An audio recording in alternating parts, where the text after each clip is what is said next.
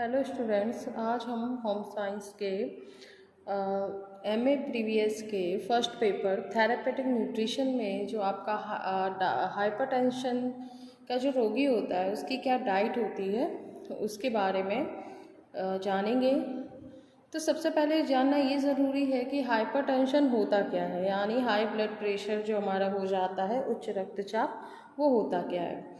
तो इसमें क्या होता है कि जब हमारा जो हृदय है, जब वो अधिक दबाव के साथ रक्त का प्रवाह उसको करना पड़ता है, जिसके कारण जो हमारा रक्त का भार होता है वो बढ़ जाता है। तो ये जो स्थिति उत्पन्न होती है तो इसे हाइपरटेंशन कहा जाता है।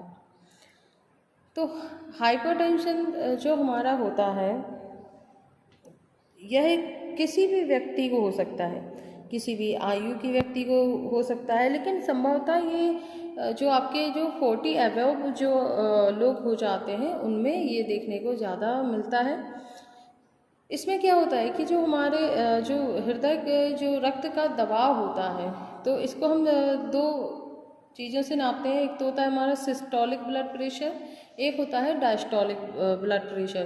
तो जो हमारा सिस्टोलिक ब्लड प्रेशर होता है, अगर वो आपका 120 mm होता है तो ये क्या होता है, ये सही माना जाता है। और वहीं हमारा डायस्टोलिक जो ब्लड प्रेशर होता है वो 80 mm अगर हो तो वो सही होता है। लेकिन जब आपका ये बढ़ने लगता है तब आपको हाइपरटेंशन कहा जाता है कि हो गया है, जिसमें कि आपका जो आपका कहा जाए जो आपका प्रेशर होता है उसमें आपको 3 टाइप्स में इन्हें बांटा जाता है। एक होता है मिड हाइपरटेंशन, एक होता है मॉडरेट हाइपरटेंशन, एक होता है सीवियर हाइपरटेंशन। तो जो हमारा मिड हाइपरटेंशन होता है ये मतलब बहुत ही हल्का होता है। ये एक बॉर्डर लाइन होती है कि मीन अब आपको हाइपरटेंशन होने वाला है।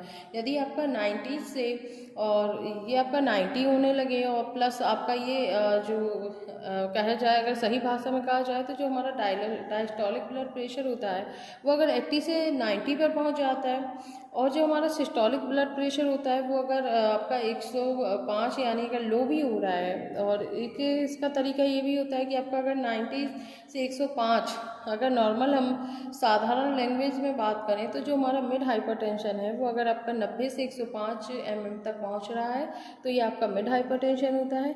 वहीं पर अगर आपका जो उच्च रक्तचाप अगर आपका 105 से 120 mm तक पहुंच रहा है तो ये हमारा मॉडरेट हाइपरटेंशन होता है। वहीं पर अगर 120 अबव होने लगता है तो ये हमारा सीवियर हाइपरटेंशन कहलाता है। तो कंडीशन ये है कि आपको मिड हाइपरटेंशन जैसे ही आपका जो डायस्टोलिक एंड सिस्टोलिक दोनों ही प्रेशर अगर आपके बढ़ने लगे हैं तो फिर आपको अपना जो ब्लड प्रेशर है इसको नॉर्मल रखने की कोशिश करनी चाहिए। नमक का यूज़ कम करना चाहिए, यानी जो सोडियम क्लोराइड होता है उसकी मात्रा घटा देनी चाहिए। साथ ही साथ आपको जो खाने में जो तेल घी वाली चीज़ें होती हैं उनको अवॉइड करना चाहिए। नॉर्मल आपको सैलेड का यूज़ ज़्यादा करना होता है, और नॉर्मल खाना जो होता है सिंपल कार्बोज वाली जो वस्तुएं होती हैं उनको भी कम लेना होता है, और फैट वाली चीज़ों को कम लेना होता है। आप high protein diet and high fibre diet इसमें लेते हैं। तो जब आप मिड हाइपरटेंशन में ही अगर आप ब्रेक लगा लेते हैं तो फिर यही कंडीशन आपकी मॉडरेट हाइपरटेंशन या सीवियर कंडीशन तक आपकी नहीं पहुंचती है और आप में नॉर्मल आपका ब्लड प्रेशर हो जाता है।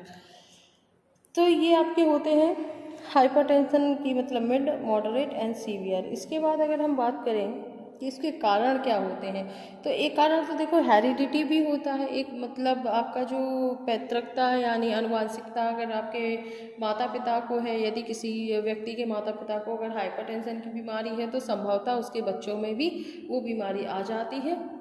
एक कारण ये होता है। दूसरा आपका होता है आपका ये लिंग, आयु वगैरह, जाति, जो मतलब जेंडर कहा जाए तो ये स्त्री पुरुष किसी को भी हो सकता है। एज की बात करें तो ये 40+ एबव जो लोग होते हैं उनमें ज़्यादा दिखाई देता है।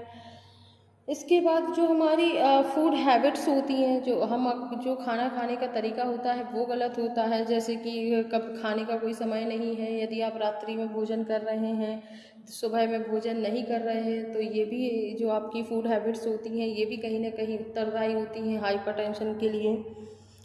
इसके बाद बात करें ओबेसिटी की, तो जो लोग ज़्यादा मोटे होते हैं तो उनके शरीर के भार जब बढ़ता है तो उसके साथ साथ रक्त का भार भी बढ़ने लगता है, जिसकी वजह से हाइपरटेंशन की संभावना अत्यधिक हो जाती है। इसके बाद स्मोकिंग हो गया, ड्रिंकिंग हो गया, जो लोग ये ज़्यादा करते हैं उनमें भी सर्वेक्षण जब किए गए तो ये मालूम चला है कि जो मतलब आपके धूम्रपान करते हैं, स्मोकिंग ड्रिंकिंग करते हैं तो उनमें भी ये रोग की संभावना अत्यधिक बढ़ जाती है। इसके अलावा आप बात करें स्ट्रेस आज के समय में स्ट्रेस हर व्यक्ति लेने लगा है, तो ये भी कहीं ना कहीं हाइपरटेंशन के लिए उत्तरदायी होता है। अब इसके लक्षण जो दिखाई देते हैं वो इस रूप में दिखाई देते हैं कि व्यक्ति को जैसे बेहोशी आना, चक्कर आना, ये आपके संभवतः लक्षण दिखाई देते हैं। इसके साथ साथ शरीर में अन्य बीमारियां भी जन्म लेने लगती हैं, इसलिए इसको हमें हाइपरटेंशन बीमारी को नहीं होने देना चाहिए। अगर इसमें डाइट की बात करें कि इसमें न्यूट्रिएंट्स कितने लेने चाहिए और किस क्वांटिटी में लेने चाहिए, तो सबसे पहला अगर कैलोरी है तो वो आपको जो सामान्य व्यक्ति है जो कम काम कर रहा है, नॉर्मल जो आपका नॉर्मल वर्कर होता है उसको कैलोरी 2000 कैलोरी पर डे लेनी चाहिए। प्रोटीन 20 ग्राम लेना चाहिए। इसके साथ अगर बात करें फ़ैट की तो फैट उसे 5 ग्राम यानी कम कर देना चाहिए। सोडियम क्लोराइड आपको 150 मिलीग्राम समथिंग लेना चाहिए। और पार्ब बॉइल्ड राइस जो होते हैं, चावल जो दिया जाता है हाइपरटेंशन वाले व्यक्ति को, वो 250 ग्राम से लगा करके 300 ग्राम्स तक देना चाहिए। तो हाइपरटेंशन जो होता है मैन, इसमें आपके जो एग्ज़ाम में पूछा जाएगा कि कितने टाइप्स का होता है, तो ये जो हमारे होते हैं 3 टाइप्स का होता है। Mid hypertension, moderate and severe. Mid में आपका 90 से 105 और जो मॉडरेट होता है उसमें 105 से 120 एंड सीवियर जो हाइपरटेंशन की आपका 120 से अबव होता है। और ब्लड प्रेशर जो आपका सिस्टोलिक ब्लड प्रेशर होता है वो 120 mm होता है, और जो आपका डायस्टोलिक ब्लड प्रेशर होता है वो 80 mm आपका होता है। और जो आपको डाइट लेनी है वो आपको high protein and low calorie diet आपकी रहती है, और साथ में हाई फाइबर डाइट रहती है।